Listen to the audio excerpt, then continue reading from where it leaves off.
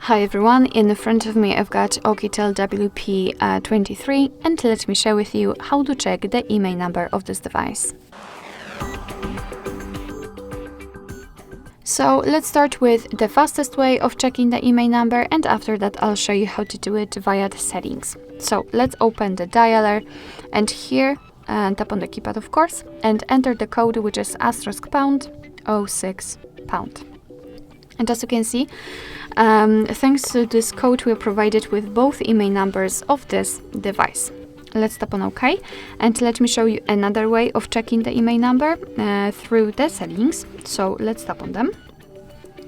Right here we have to scroll down to the very bottom to find About Phone. And right here, let's try to localize the IMEI numbers. As you can see, they are in this kind of the first